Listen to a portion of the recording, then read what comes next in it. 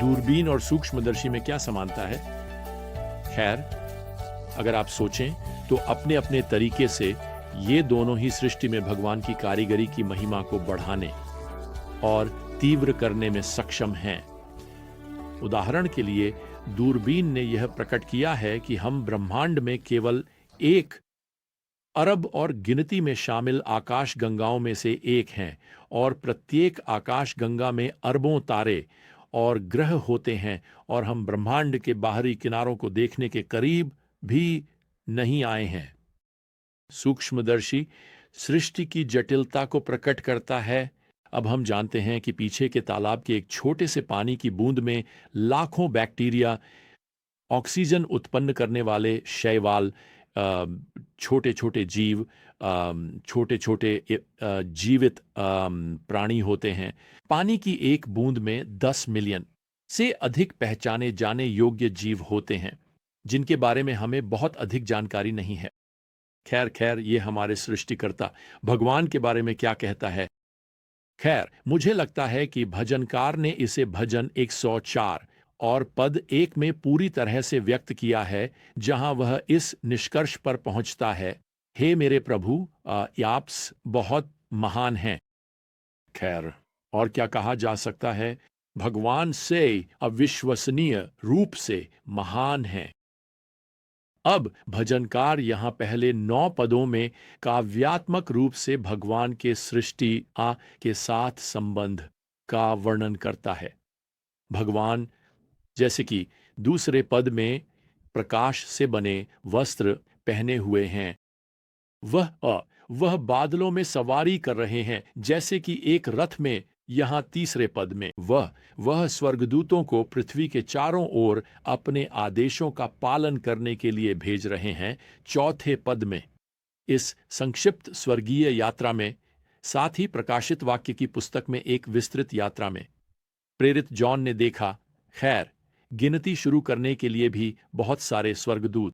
उन्होंने बस इतना कहा कि वहां 10,000 गुना 10,000 थे। इसका मतलब है कि 100 मिलियन से अधिक स्वर्गदूत भगवान की स्तुति कर रहे थे। भगवान की सृष्टि और कितनी विशाल और है। खैर, भले ही यह विशाल है, प्रिय भजनकार हमें यहां बताते हैं कि भगवान इतना ध्यान रखते हैं कि एक जंगली गधे को पीने के लिए थोड़ा पानी दे सकें। ये 11वां पद है। एक पुरातन नियम के विद्वान लिखते हैं कि जंगली गधा शर्मीला था, अपनी स्वतंत्रता के प्रति ईर्ष्यालु था। वे पकड़े जाने के बजाय रेगिस्तान में गहराई में छिप जाते। अब रेगिस्तान में निश्चित रूप से वहां बहुत सारा पानी नहीं है, लेकिन प्रभु उनकी देखभाल कर रहे हैं। अब आज आप शायद उस जंगली गधे की तरह महसूस कर रहे हो। आप किसी निर्जन अकेले जंगल में अकेले रहना पसंद करेंगे, और शायद आप छिप रहे हैं। खैर, मैं आपको बताता हूं, प्रभु वहां आपसे मिल सकते हैं। वह आपको पानी का एक घूंट दे सकते हैं। वह आपको वह देंगे जो आपको चाहिए। अब भजनकार 16 से 23 तक की आयतों में सृष्टि की रचना में परमेश्वर की बुद्धिमत्ता का वर्णन करता है। यहां तक कि समय की लय और सूर्य और चंद्रमा द्वारा प्रदान किए गए मौसम, यह सब परमेश्वर द्वारा अद्भुत सटीकता के साथ डिजाइन किया गया है। नया नियम हमें बताता है कि सृष्टि वास्तव में एक शिक्षक है। यह एक शिक्षक है, रोमियो अध्याय 1, और इसे परमेश्वर द्वारा इस तरह से डिजाइन किया गया है कि यह हमें उसकी उपस्थिति और उसके डिजाइन की वास्तविकता की ओर इंगित करे। मुझे याद है कि मैंने महान भौतिक विज्ञानी और खगोल शास्त्री आइजैक न्यूटन के बारे में पढ़ा था, जो एक प्रतिबद्ध आस्तिक थे। एक अवसर पर उन्होंने हमारे सौर मंडल का एक पूरी तरह से मापानुसार छोटा प्रतिरूप बनाया। एक बड़ा सुनहरा गोला केंद्र में सूर्य का प्रतिनिधित्व करता था, और झात ग्रह उसके चारों ओर घूम रहे थे, जो कि उसने डिजाइन किए गए गियर, बेल्ट और छड़ों की एक श्रृंखला के माध्यम से घूम रहे थे। यह एक काफी परिष्कृत मशीन थी, बहुत ही रचनात्मक और अद्भुत तरीके से बनाई गई थी। खैर, एक दिन जब न्यूटन अपने मॉडल का अध्ययन कर रहे थे, एक अज्ञेयवादी मित्र उनसे मिलने आया और उसने न्यूटन से पूछा, यह अद्भुत है।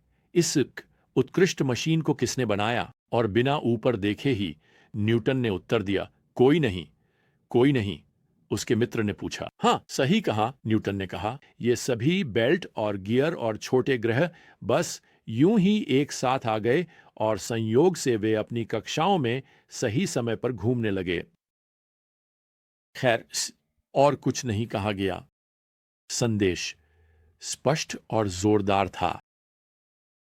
सृष्टि हमारे संसार को यह संदेश दे रही है कि हमारे पास एक सृष्टिकर्ता और एक उद्धारकर्ता। वाओ! प्रश्न यह है, क्या आप सुन रहे हैं? अब भजन 105 का बहुत कुछ पिछले भजन के साथ समान है। यह भी हमें उसके सृजनात्मक कार्यों के लिए भगवान की आराधना करने के लिए बुला रहा है। वास्तव में यहाँ दूसरी आयत द कहती है, उसके लिए गाओ, उसकी स्तुति करो, उसके सभी अद्भुत कार्यों का वर्णन करो। यहाँ जिन अद्भुत कार्यों का उल्लेख किया जा रहा है वे अब भगवान के अपने लोगों इज़राइल के साथ विशेष संबंध को शामिल करेंगे। वास्तव में कई लोग मानते हैं कि यह भजन तब लिखा गया था जब यहूदी निर्वासित लोग बाबुल से अपनी 70 वर्षों की कैद के बाद लौट रहे थे और अब वे मंदिर का पुनर्निर्माण करने जा रहे हैं। वे यरूशलेम शहर का पुनर्निर्माण करने जा रहे हैं। एंड जान और सच कहें तो उन्हें प्रोत्साहन की आवश्यकता होगी। खैर, आइए हम उस प्रोत्साहन को एक साथ देखें। पद 7 से 15 तक पितृसत्ताओं के इतिहास को कवर करते हैं, अब्राहम से शुरू करते हुए। एच और पाठकों को यहां पद 8 में याद दिलाया जाता है, वह अपने वाचा को हमेशा के लिए याद रखता है। वह वाचा जो उसने अब्राहम के साथ की थी, उसकी शपथबद्ध प्रतिज्ञा इसहाक को, जिसे उसने याकूब के लिए, इसराइल के लिए एक अनंत वाचा के रूप में पुष्टि की। अब यदि आप मेरे साथ उत्पत्ति की पुस्तक के माध्यम से हमारी ज्ञान यात्रा पर थे, तो आपको याद हो सकता है कि कैसे भगवान ने मिस्र में एक जीवन रक्षक भेजा। उसका नाम यूसुफ था। यूसुफ को गुलामी में बेच दिया गया था, लेकिन भगवान ने उसे प्रधानमंत्री के रूप में उठाया ताकि वह अपने परिवार और अंततः पूरे इज़राइल को भूखमरी से बचा सके। अब ये सब कुछ इस भजन में पद 16 से 25 में दोहराया गया है। यहाँ जो अनोखा है वह यह है कि हमें यूसुफ के जेल के समय के बारे में कुछ बताया गया है जो उत्पत्ति ने हमें नहीं बताया।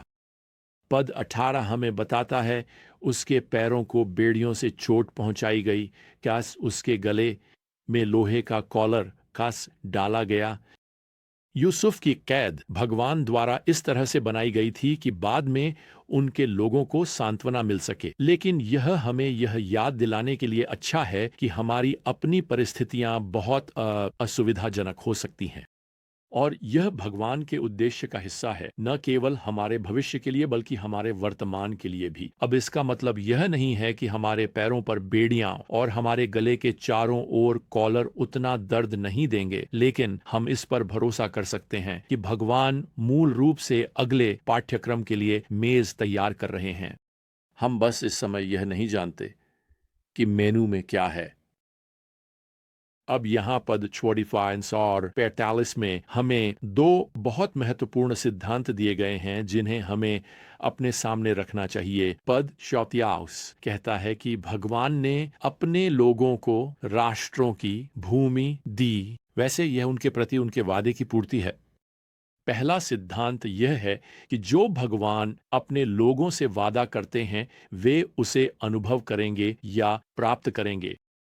दूसरा सिद्धांत यह है कि जब हम भगवान के वादे प्राप्त करते हैं तो वह हमारी सहयोग की अपेक्षा करते हैं, और हम इसे यहाँ पद 40 में देखते हैं जो जोड़ता है कि वे उसकी विधियों का पालन करें और उसके नियमों का पालन करें।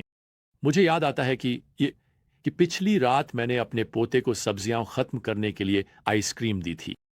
आइसक्रीम और चॉकलेट सिरप से अधिक शक्तिशाली सब्जियां खाने के लिए बहुत कम प्रोत्साहन होते हैं। वास्तव में बारबेक्यू यह आज भी मुझ पर काम करता है। खैर, उसने वह आइसक्रीम का आशीर्वाद प्राप्त किया, ऐसा कहें तो। मुझे लगता है कि वह इसे इतना सराहेगा कि अगली बार जब हम साथ बैठकर खाएंगे तो वह अपने दादा को खुश करना चाहेगा। खैर, लेकिन आप जानते हैं, भले ही वह अगली बार मेरी बात न माने और अपना खाना खत्म न करे, वह फिर भी मेरा पोता रहेगा, लेकिन उसे आइसक्रीम नहीं मिलेगी। देखिए, यही यहाँ का सिद्धांत है।